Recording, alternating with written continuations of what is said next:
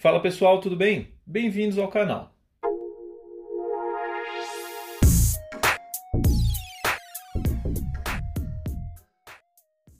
Nesse vídeo eu apresento mais uma etapa concluída de adaptação do motor do UP TSI no Daihatsu Kuori, sendo o assunto principal desse vídeo a construção dos semi-eixos.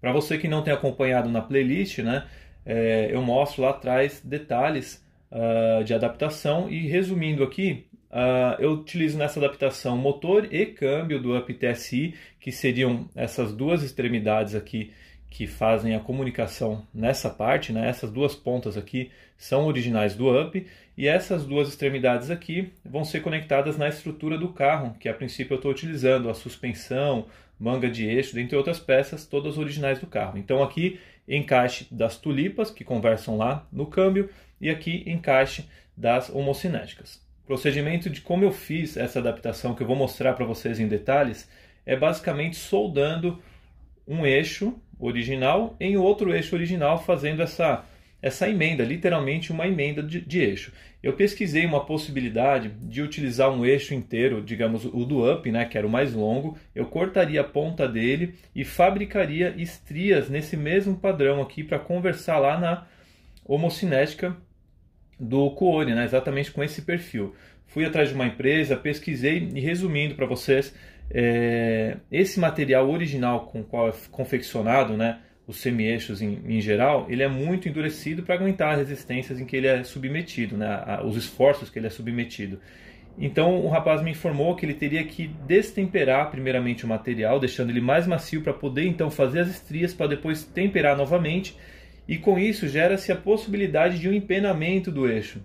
Para não arriscar e não ter esse problema, eu passei aqui então eu decidi então fazer esse procedimento de emenda, que é um procedimento muito comumente utilizado aí na preparação e em adaptações. Inclusive eu quero aqui agradecer ao Ezequiel do canal Modificando, ele também tem um canal aqui no YouTube, que me passou algumas dicas. Eu conversei com ele, ele tem vasta experiência aí, mais de 16 anos aí trabalhando com tornearia e serviços similares a esse. Ele comentou que fez muitos e muitos eixos desse, para a parte agrícola, para a parte de veículos convencionais, para a parte de veículos de preparação, e esse procedimento de emenda de solda aqui, ele garantiu que para essa potência que eu vou ter aqui por cerca de 150, não vai chegar a 200 cavalos, e para esse peso do veículo de 600 kg, ele falou que pode fazer de olho fechado que dá muito certo.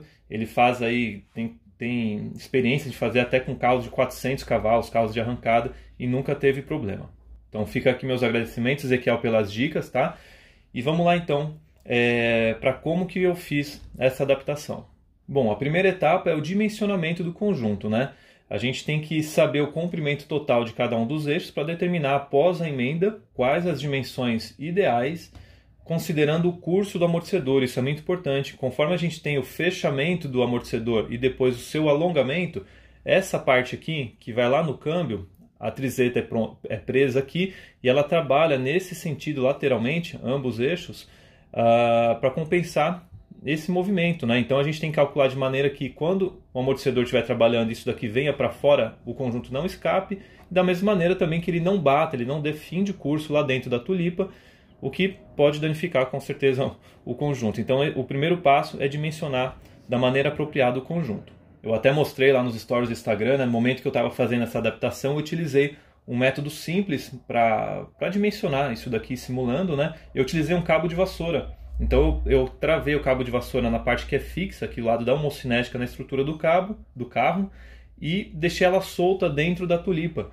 E trabalhei o amortecedor, fechando ele e distendendo totalmente, levantando e abaixando o carro. Com isso eu tive o range, o mais curto que ele trabalharia e o mais alongado, Fiz as marcas e a partir de lá eu tive a referência para saber o comprimento final dos dois lados. Para fazer a emenda dos eixos, a gente tem que tornear as pontas a serem emendadas, parecendo pontas de lápis. Então o macho encaixa no fêmea. Esse conjunto, essas peças então são posicionadas no torno, apoiando na placa de um lado e do outro lado no contraponto. E para garantir o alinhamento eu utilizei um relógio comparador. Girando ali manualmente você vai garantir que o conjunto está alinhado, Se você for fazer uma emenda de um eixo muito longo, você pode ter ali uma perda, né, um certo desalinhamento, então talvez seja interessante você utilizar uma luneta, né, um acessório do torno para você fazer um apoio intermediário, não deixar apoiado somente nas extremidades.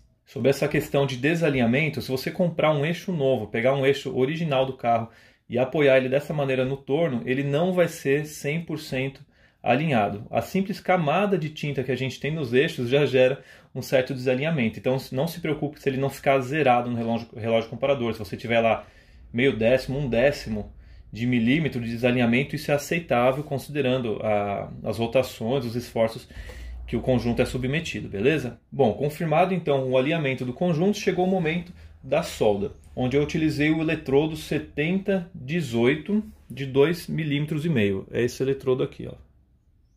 É o E7018. Se você não for usar o processo MMA, né, que é com varetas, você pode fazer com a MIG, porque o 7018 e o arame da MIG, eles têm a mesma liga, beleza?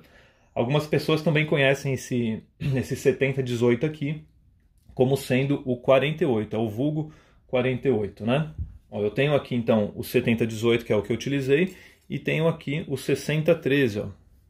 Só mostrar para vocês, só para fins de amostragem mesmo. Eu não vou entrar em detalhes aqui porque não é o foco desse vídeo, mas nesse caso aqui é indicado o 7018 porque ele proporciona maior resistência e penetração se comparado ao 6013. Por isso que ele é bastante utilizado em superfícies estruturais. Já o 6013 é bastante utilizado, por exemplo, em serralherias, né? Muito aplicado aí em metalons, chapas de 2, 3 milímetros, aí comumente utilizadas aí em portões e estruturas similares. Se vocês tiverem o interesse, né, a curiosidade para saber a respeito disso, tem bastante informação na internet, até nos próprios fabricantes, tem vídeos na internet também que falam, né, sobre a numeração, o que significa essa numeração de cada um deles, especificações de cargas e posições de soldagem, enfim, bastante informações interessantes sobre isso daqui.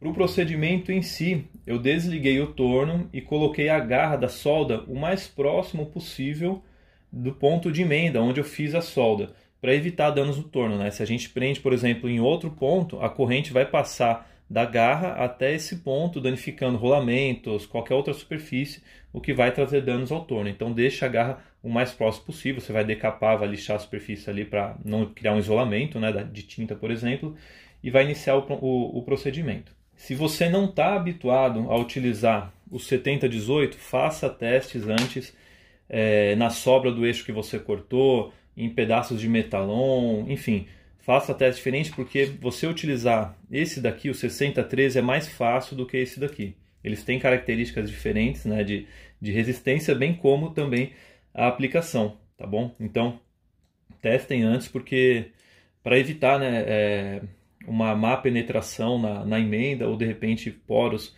na solda.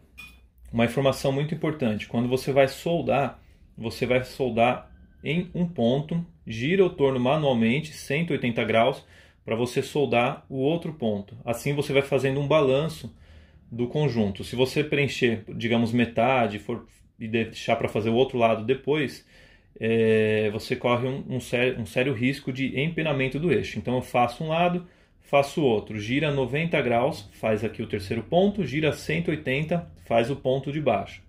Depois gira 90, faz aqui. Ou seja, você vai cruzando e sempre monitorando com o relógio comparador apoiado aqui, girando sempre manualmente, devagarinho, para você certificar que você não está empenando o eixo. Deixa esfriar. Sobre temperatura, eu deixei ficar incandescente a região aqui para garantir uma ideal fusão, né, entre as peças aqui. Mas eu não deixei aquecer tanto para esse calor não vir muito para as extremidades, para não alterar a têmpera aqui, o tratamento, né, nas extremidades do eixo, que é uma área muito crítica no contato aqui com as peças. Foi por isso que eu procurei fazer a emenda o mais distante possível das extremidades, beleza? Com bastante calma, depois que eu terminei esse preenchimento, eu passei um pouco do nível das peças, né? Que ainda foi um desafio porque eu tenho um eixo um pouco menor e um eixo de diâmetro maior, né? Então eu tive que fazer essa transição cônica, né? Não é como se fosse aqui, por exemplo. Então eu desbastei esse excesso com o torno mesmo, né, com um inserto similar esse daqui. Tirei o excesso. Para finalizar, a gente entende, né, que pequenos riscos pequenas fissuras numa superfície, elas podem sim e vão gerar uma trinca. Qual que é o principal esforço desse eixo? É uma torção, certo? A gente tem a potência vindo desse lado aqui, a roda vai responder nesse sentido. Se a gente deixa diversos riscos aqui, ó, causados, né, pelo torneamento, aqui, pela finalização, a gente pode fazer com que essas pequenas microfissuras gerem uma trinca, levando até o rompimento do eixo. Eu utilizei um disco flap, similar a esse daqui, numa lixadeira, e fiz o lixamento nesse sentido aqui, ó. Conforme eu fui girando no torno em baixa velocidade, eu fiz um ponto, afastei, fiz outro, e assim eu fui indo, preenchendo toda essa área que havia sofrido contato com o encerto do torno, né? Reparem que eu coloquei nessa posição, o disco está girando aqui nesse sentido, então eu estou fazendo riscos nesse sentido. Se eu posicionar o disco nesse sentido, não adianta de nada, né? Eu estou fazendo riscos assim. Então, eu estou mostrando para vocês na imagem aí, antes da pintura, como que eu deixei vários riscos no sentido longitudinal aqui, né? E antes os riscos estavam no sentido fazendo a volta do eixo. Depois do serviço aqui com a lixadeira, eu peguei uma lixa manual também e afinei, reduzir os riscos, né? Porque aqui é um grão grande, né? Eu reduzi esses riscos ainda nesse sentido. Finalizado dessa maneira, eu fiz a pintura dos eixos, que é bem simples, não vou entrar em detalhes aqui. Quem tiver interesse, tem uma playlist com o nome Pintura aqui no canal, onde eu falo sobre detalhes de aplicação de tinta, tratamento anticorrosivo. Eu utilizei aqui o Wash Primer para proteger a superfície metálica exposta e depois o preto fosco vinílico, dando esse acabamento. Bom, pessoal, então finalizada essa parte dos semi-eixos, é só fazer a montagem lá no carro e partir para outra etapa aí para em breve a gente finalizar esse projetinho e colocar o carro para rodar nas ruas. Se você gostou desse assunto, tem interesse de acompanhar essas etapas de adaptação do motor do UP TSI no Kuori, eu tenho uma playlist aqui no canal, é só seguir os vídeos. Eu vou deixar o link aqui da playlist aqui na descrição e também no primeiro comentário desse vídeo, caso você queira seguir. Se você não conhecia o canal, gostou, não esqueça de se inscrever, deixar as notificações ativadas. Se curtiu o vídeo, deixa aí o seu like, compartilha também com outras pessoas para a gente ir compartilhando nossos conhecimentos, um ajudando ao outro, beleza?